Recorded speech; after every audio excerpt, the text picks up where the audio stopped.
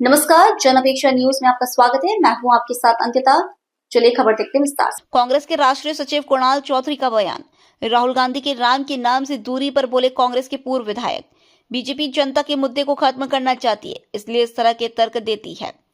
भाजपा भगवान राम और महात्मा गांधी को आमने सामने खड़ा करने की कोशिश न करे। हमारी भगवान राम में आस्थाएं हमारे आराध्य हैं, लेकिन भाजपा राम के पीछे खड़े होकर जनता के मुद्दों को खत्म कर रही है। बीजेपी बताए कि मनरेगा मिशन नाम क्यों दिया।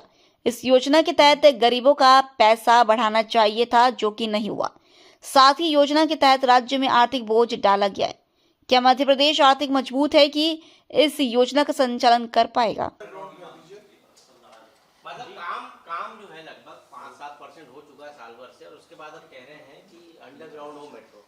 और मतलब पहले डीपीआर बनी थी तब आप लोग कहाँ थे? मैंने स्पष्ट कर चुका हूं कि किस तरीके से मध्य प्रदेश में भोपाल मेट्रो का मजाक बनाया गया।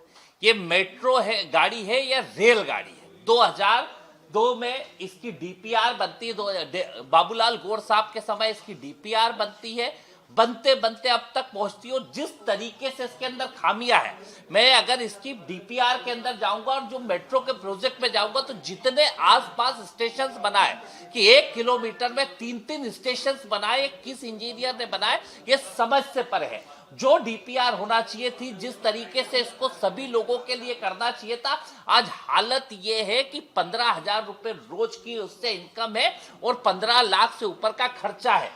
पहले उसकी डीपीआर सही बनाए, सही जगह स्टेशन बनाए, रास्ते का, रोड मैप का, किन रूटों के ऊपर हमें लोग मिलेंगे, किन रूटों को हमें भविष्य के लिए तैयार करना है बेहतर रूप से। सिर्फ कैसे कभी मेट्रो की छत छोटी कर दी, कभी मेट्रो के स्टेशन अगल बगल कर दिए, अब कभी एलिवेटेड की जगह अंडरग्राउंड कर दे। ये जो अच्छे इंजीनियर है उनके द्वारा व्यवहारिक रूप से इसकी कहीं ना कहीं डीपीआर बनना चाहिए।